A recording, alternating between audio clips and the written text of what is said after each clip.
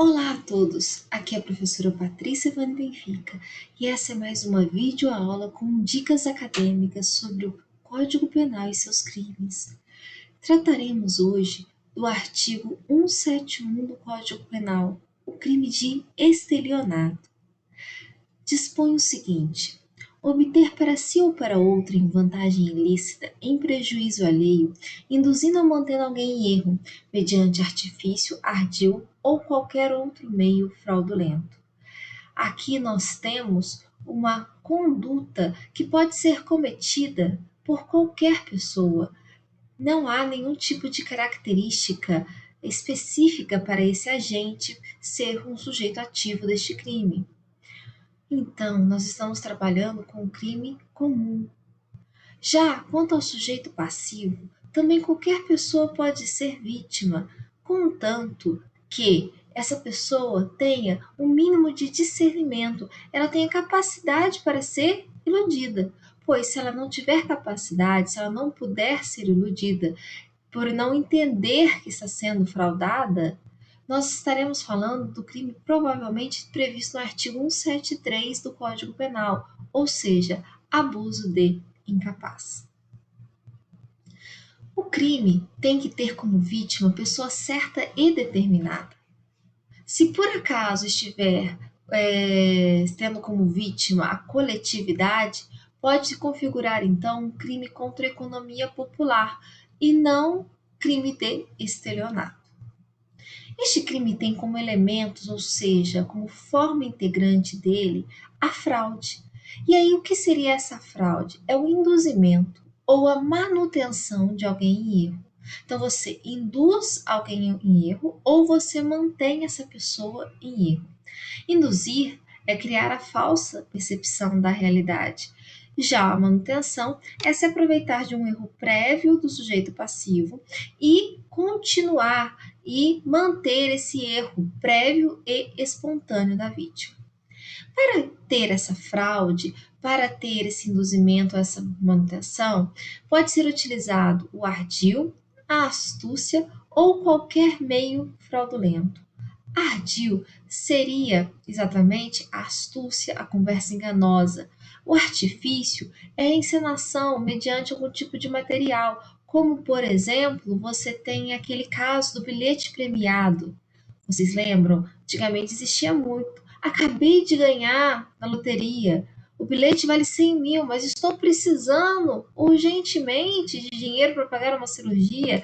Eu te vendo por 5 mil esse bilhete, você vai lá na caixa daqui 15, 45 dias, você vai receber os 100 mil. Na verdade, esse é um bilhete utilizado como artifício para para ocorrer o crime de estelionato. Qualquer outro meio fraudulento pode ser até mesmo silêncio. E esse estelionato por omissão, né, é normalmente o que ocorre nos casos em que há mantença em erro, nos casos em que se mantém o sujeito passivo em erro. Além da fraude, é necessário que haja a vantagem ilícita. E a divergência em relação a essa vantagem ilícita, se ela tem que ser exclusivamente patrimonial ou pode abranger outras vantagens. Bittencourt defende que pode abranger outras vantagens. Fragoso, por exemplo, defende que ela só pode ser patrimonial.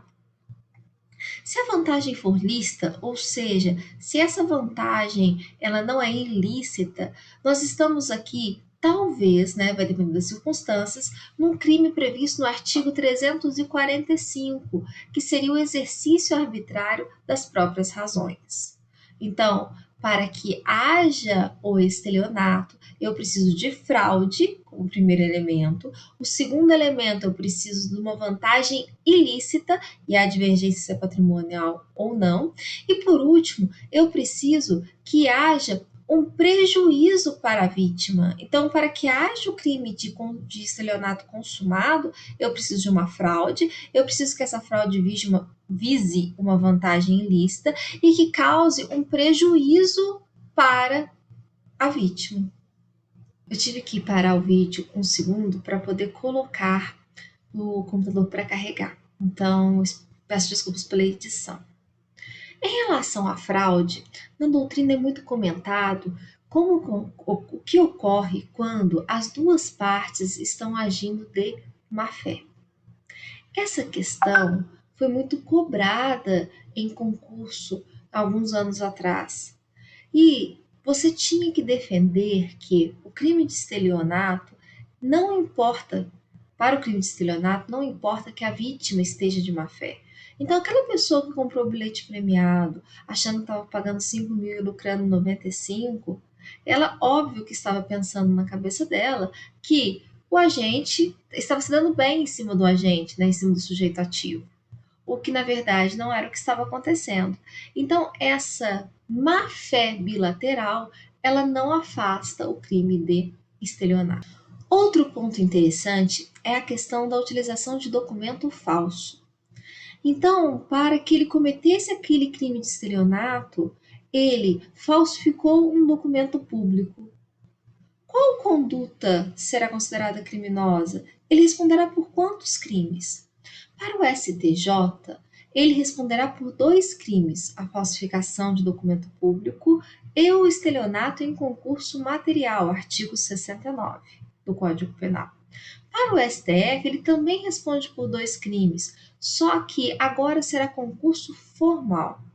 E uma terceira corrente doutrinária explica, defende, que ele responderia só pelo crime de falsificação de documento público, porque o crime de estelionato estaria absolvido, já que o crime do falso tem uma pena maior do que o crime de estelionato. Essas são as 3 correntes sobre o tema. Em relação ao tipo subjetivo, este crime é um crime doloso, em que há a vontade de se cometer o crime. Não há estelionato culposo. No caso da consumação do crime, ele se consuma no momento em que há a fraude, mais a vantagem, mais a lesão à vítima, o prejuízo. Então, para que haja a consumação desse crime, deve haver a conduta através do ardil, artifício ou qualquer outro meio fraudulento que leve ou induza ou mantenha a pessoa, o sujeito ao erro. E deve haver a vantagem e, por fim, tem que ter a lesão da vítima. Se não conseguiu ter a lesão patrimonial da vítima, se a vítima não teve prejuízo, nós não temos o crime de estelionato consumado. E se a nota, e se for, por exemplo, a obtenção da vantagem através de nota promissória ou cheque, e esse cheque ainda não foi descontado? Parte da doutrina e a jurisprudência dominante defendem que aqui ainda não haverá o crime de estelionato consumado, porque não houve a lesão ou prejuízo à vítima. Um local de recebimento da vantagem será o local onde o crime se consumou. Então, num caso, por exemplo, por telefone, onde um agente em São Paulo, liga para a vítima em Minas Gerais, para que seja pago um valor, lembra aquelas ligações, deposite R$ 500 e receba 100 mil.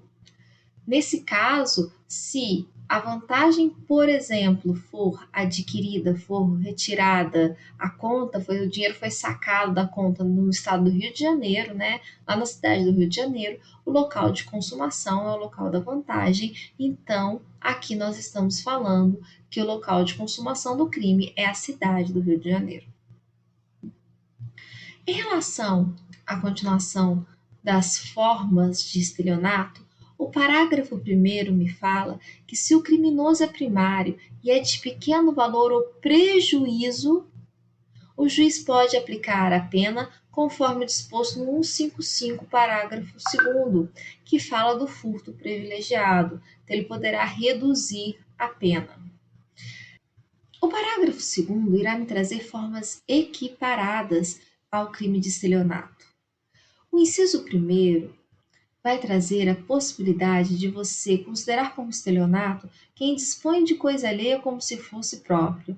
Então, você tem aquele indivíduo que vende uma bicicleta como se fosse sua, Então, o professor Marcelo, que gosta muito de que é um biker, ele deixa a bicicleta no bicicletário, e as bicicletas dele com certeza valem uns R$ 10.000, né? E o dono do bicicletário vende para o Zezinho que está passando na rua, falando que é dele. Então ali ele vende permuta ou dá em pagamento, em locação, em garantia, coisa alheia como o próprio. O inciso segundo, desculpa. Nesse caso, que eu dei o exemplo da bicicleta do professor Marcelinho, será a vítima tanto o Zezinho quanto o professor Marcelinho. Nós estamos falando de dupla subjetividade passiva. E, por fim, dispensa-se que haja a tradição, no caso de coisa móvel, ou registro no coisa imóvel. Então, se essa venda está sendo pelo Facebook, já está configurado ali o crime de estelionato, mesmo que o Zezinho não vá lá e pegar a bicicleta. Alienação ou oneração fraudulenta de coisa própria. Quem vende permuta dá em pagamento ou em garantia coisa própria inalienável, gravada de ônus ou litigiosa, ou imóvel que prometeu vender a terceiro, mediante pagamento em prestações, silenciando-se, só um minutinho, sobre qualquer dessas circunstâncias. Então, no caso, há uma garantia no imóvel, ou já há um contrato de compra e venda, uma promessa de compra e venda desse imóvel e a pessoa, mesmo assim, resolve vendê-lo novamente. Defraudação de penhor. Aqui nós temos obrigatoriamente que há um contrato pignoratício sobre aquela coisa móvel. E quem é o devedor? Desculpa, quem é o sujeito ativo? É o devedor. Então imagina que eu penhorei algumas joias. Só que essas joias continuaram comigo. Recebi um valor por essas joias e eu tenho que pagar. E essas joias foram dadas como garantia. E eu vou lá e vendo essas joias. Então aqui eu estou defraudando o penhor, né? E, portanto, eu, devedora, que devo para o credor, cometi o crime. Eu, devedor, sujeito ativo, credor, sujeito passivo. 4. Fraude na entrega da coisa. Quem defrauda substância, qualidade ou quantidade de coisa que deve entregar a alguém. Então, você tem que entregar diamante e entrega zircônia. Você tem que entregar um anel de 18 quilates e entrega com ouro 14 quilates. Então, você trocou a substância, diamante e zircônia, ou você fraudou a qualidade, ouro 18 quilates, ouro 14 quilates. Ou ainda, quando você frauda a quantidade, então você tem que entregar um anel de 5 gramas e você entrega um de 4, ok? Gramas de ouro. Fraude para recebimento de indenização ou valor de seguro. Aqui você tem aquela pessoa que destrói total ou parcialmente, ou oculta coisa própria, ou lesa o próprio corpo ou a saúde, ou agrava as consequências da lesão da doença, com o intuito de haver indenização na ação do valor de seguro. Então, você tem alguém que destrói o próprio carro para receber o seguro, ou que se machuca para receber um seguro pessoal. Você tem como vítima aqui, então, a seguradora. E como agente ativo, sujeito ativo, você tem o segurado. Fraude no pagamento por meio de cheque. Quem emite cheque sem suficiência, provisão de fundos ou em poder do sacado ou lhe frustra o pagamento. Então, nesse inciso, que é o que mais cai nas provas, você tem duas opções de cometimento desse crime, duas condutas. Ou você, sabendo que não tem dinheiro na conta, você emite cheque sem fundo. E tomem cuidado, esse cheque não pode ser pré-datado, porque ele, se for pré-datado, ele perde a natureza de ordem de pagamento à vista, e o cheque é uma ordem de pagamento à vista. Então, aqueles bom para que vem no final, não vai valer, então, para o crime de estelionato.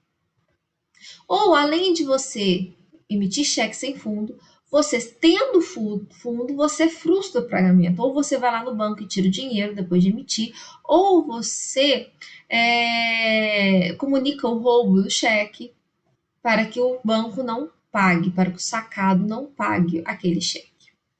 Parágrafo 3º. A pena aumenta-se de 1/3 se o crime é cometido em detrimento de entidade de direito público ou instituto de economia popular, assistência social ou beneficência. Estelionato contra idoso. O parágrafo 4º foi incluído em 2015 e fala que aplica-se a pena em dobro se o crime for cometido contra idoso. O parágrafo 5º somente se procede mediante representação, salvo se a vítima for 1. A administração pública, direta ou indireta. 2. Criança ou adolescente. 3. Pessoa com deficiência mental. Ou 4. Maior de 70 anos de idade ou incapaz. Cuidado, aqui nós não estamos falando do idoso. Aqui nós estamos falando daquela pessoa que é maior de 70. Quem é idoso, ele é maior de 60 anos. Um ponto a ser discutido é que o pagamento desse cheque antes do recebimento da denúncia vai fazer com que seja extinta a punibilidade do crime de estelionato. E onde vai estar previsto isso? Na súmula 554 do STF. O pagamento de cheque emitido sem provisão de fundos após o recebimento da denúncia não obsta ao prosseguimento da ação penal.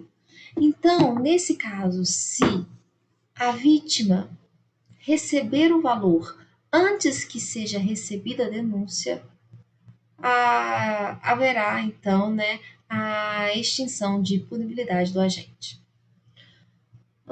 Um ponto a ser falado que essa frustração do pagamento de cheque, o cheque ele tem que ser verdadeiro, a conta tem que estar ativa, não pode ter falsificação da assinatura. Se por acaso esse cheque é de uma conta inativa ou se a assinatura falsa nesse cheque, nós estamos falando do caput do 171 e não aqui da forma equiparada prevista no inciso 6º. O juízo competente, no caso do inciso 6º, para julgar, processar o caso, será o juiz que houver a recusa do recebimento do cheque. Porque, óbvio, não vai ter o recebimento da vantagem, vai ser o recebimento do cheque. Um dos pontos a serem falados e que vai gerar controvérsia é exatamente a questão dessa mudança trazida pela 13.964 de 2019, que incluiu o parágrafo 5º.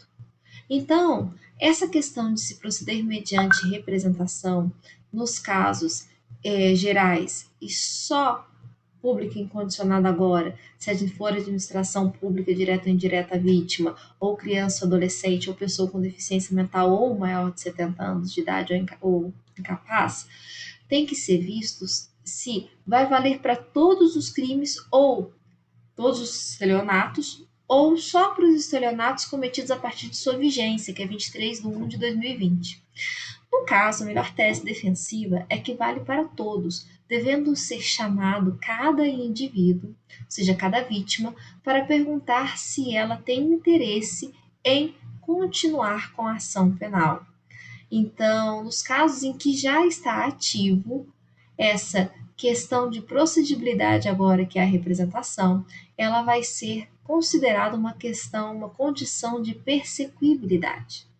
Mas tomem cuidado, pois há corrente divergente, há corrente dizendo que só irá valer agora para aqueles casos onde a denúncia ainda não foi recebida, sendo que se no caso a denúncia já foi recebida, o ato está perfeito e, portanto, não é necessário chamar as vítimas que não estejam nos incisos, que não sejam dos casos do inciso, para que represente. Eu agradeço a todos pela paciência, espero que tenham aproveitado esse pequeno vídeo e nos vemos nas próximas videoaulas.